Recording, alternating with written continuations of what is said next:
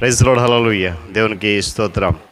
ప్రభు పరిశుద్ధ నామానికి మహిమ కలుగును గాక. క్రీస్తునందు ప్రియులారా, దేవుడు తన మహాకృపను బట్టి మరొక నూతన ఉదయకాల సమయంలో వేకునేటి రీతిగా ఆయన పాద సముఖంలో ఉండి పరిశుద్ధ ఆదివారపు దినాన ఆయన నామాన్ని గణపరచడానికి చక్కటి అవకాశాన్ని మనందరికీ అనుగ్రహించారు. అందరిని బట్టి ఆయన ఉన్నతమైన నామమునకు మహిమ ఘనత ప్రభావం కలుగును గాక.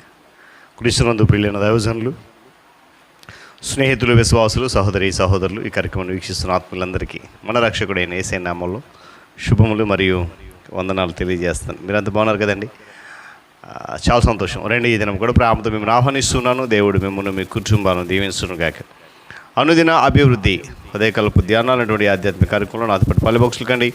వాక్యాన్ని ధ్యానించి దైవాశీర్వాదం పొందండి. దగ్గర బైబిల్స్ ఉన్నాయా? తెరచి చూడండి. నేను పక్షాన చదివే మాట విని గ్రహించి వాక్య ధ్యానంలో పల్లె బాక్సులు కండి. నేటి దిన ధ్యాన వాక్యంగా 22వ కీర్తన 22వ చరణాన్ని చదువుతా ఉన్నాను.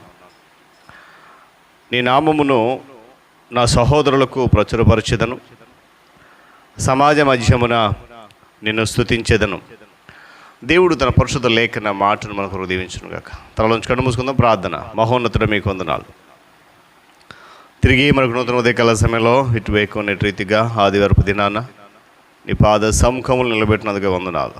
6వ మాసంలో 4వ పరిశుద్ధ దినం రీతిగా నీ కృపలో జ్ఞాపకం చేసుకుని ఈ ఆధ్యాత్మిక కార్యక్రమం ద్వారా అనేక మందిని బిడ్డలను దీవిస్తూ బలపరుచుందుకు వందనాలు. మరింత బలపరచి నీ కృపలో జ్ఞాపకం చేసుకోండి. యేసు నామమున అడుగుతున్నాను తండ్రి, ఆమేన్. మంచిది పిల్లరా, చదివినటువంటి కీర్తన మనకి తెలుసని నేను అనుకుంటున్నాను. ఎందుకంటే నా దేవా నన్ను ఎందుకు చేయి విడిచితివి అనేటువంటి ఆ చరణంతో ప్రారంభమవుతున్న కీర్తన. ఈ కీర్తనను క్రీస్తు ప్రభు వారితో పోల్చడం జరిగింది. ఆయన శిలువ మీద ఉన్నప్పుడు చేసినటువంటి అర్థనాదం అంటారు దీన్ని. ఎడబాటు, తండ్రికి కుమారుడికి మధ్య ఏర్పడినటువంటి ఎడబాటు సమయంలో నా చెయ్యి ఎందుకు విడిచిపెట్టేస్తావు అని ప్రభు అడిగినట్లుగా సూచిస్తూ ఉంది. చూడండి, శక్తిపూరితమైనటువంటి ఆరాధన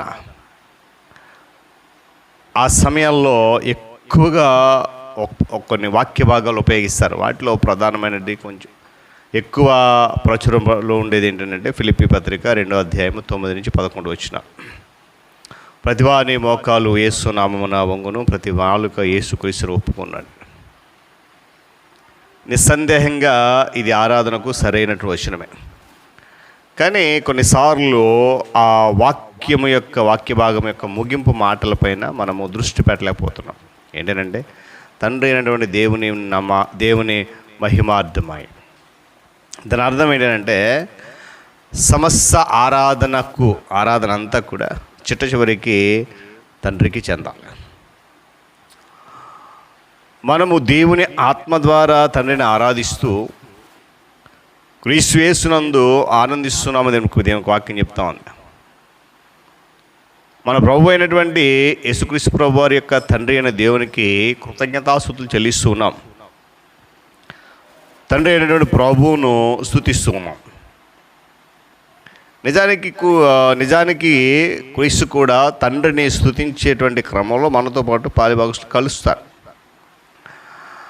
ఆయన తన తండ్రితో చెప్పిన మాట ఏంటంటే, నీ నామమును నా సహోదరులకు ప్రచురం చేస్తాను, సమాజ మధ్యమున నిన్ను స్తుతిస్తాను. తనను ఆరాధించేవారు యథార్థంగా ఆరాధించేవారు కావాలని చెప్పి ఆయన కోరుకుంటున్నాడు. యేసుక్రీస్తు ప్రభువారు సమరయ స్త్రీతో చెప్పిన మాట అదే. చూడండి, మనం ఈ భూమి మీద యాత్ర ముగించిన తర్వాత దేవుని దగ్గరికి అనగా పరలోకానికి చేరినప్పుడు క్రీస్తు యొక్క మధ్యత్వ కార్యము ఎంత మాత్రమో అక్కడ అవసరమో ఉండదు.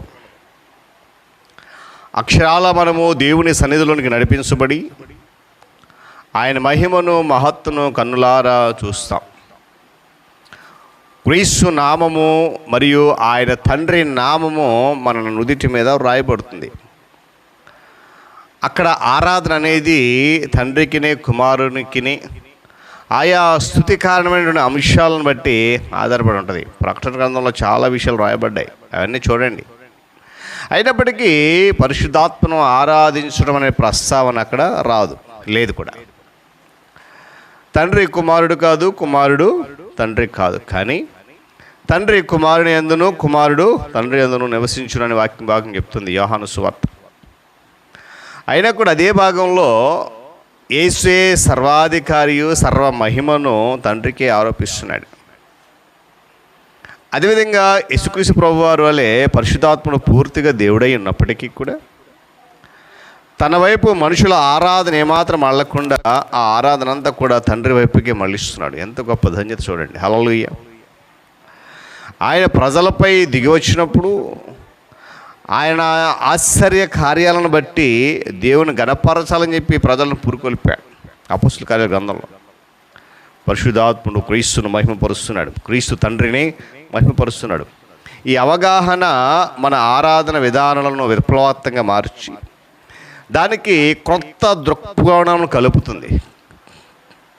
క్రీస్తు మనతో కలిసి తండ్రిని ఆరాధిస్తున్నాడు, పరిశుద్ధాత్ముడు క్రీస్తుని ఆరాధిస్తున్నాడు. మనము అంతా కలిసి ఆ మహిమ అంతా కూడా తండ్రికే చెల్లాలి. దేవుని స్తోత్రం చెప్పండి. హలో. కనుక ఉదయకాల సమయంలో ఈ స్తుతి అనేది మనం చేస్తున్న విధానంలో ఎవరికి చేస్తున్నాము, ఎలా చేస్తున్నాము, అది మన హృదయాంతరంగంలో నుండి ఎవరికి చెల్లుతుంది అనేటువంటి ఒక అవగాహన వస్తే కనుక ఒక నూతన దృక్పథం అనేది మన జీవితాల్లో ప్రారంభమవుతుంది. ఆ స్తుతి ద్వారా తండ్రి దేవుడు నిత్యం కూడా మహిమ పొందుతూ మనల్ని ఆశీర్వదిస్తాడు. దేవుడి మాటలు మనకు దీవించను కాక. తలవంచి కళ్ళు మూసుకోనండి, ప్రార్థన చేద్దాం. ప్రేమ కలిగిన తండ్రి, మరొక మారు మీ పాదములు చెందకు వస్తున్నాం నాయన. పరిశుద్ధ దినము ఆదివారమున వేకువనేటి రీతిగా నీ పాద సముఖములో నేను స్తుతించడానికి మీరు అనుగ్రహించినటువంటి విలువైన శ్రేష్టమైన సమయం కొరకు స్తోత్రాలు. నీ కృప, నీ కాపుది, నీ సన్నిధానం మాతో ఉంచి ఈ ఆధ్యాత్మిక కార్యక్రమం ద్వారా బలపరుస్తున్నందుకు వందనాలు. ఈ దినం కూడా అటు ఆత్మ నడిపించమని, బలపరచమని, మీరే ఘనత మహిమ ప్రభావాలు పొందమని క్రీస్తు నామం పేరిట అడుగుతున్నాను మా తండ్రి. ఆమేన్. త్రియేక దేవుని దీవెన, ఆయన సన్నిధి కాపుదల సదాకాలం మనందరికీ తోడేడు నడిపించును గాక. ఆమేన్.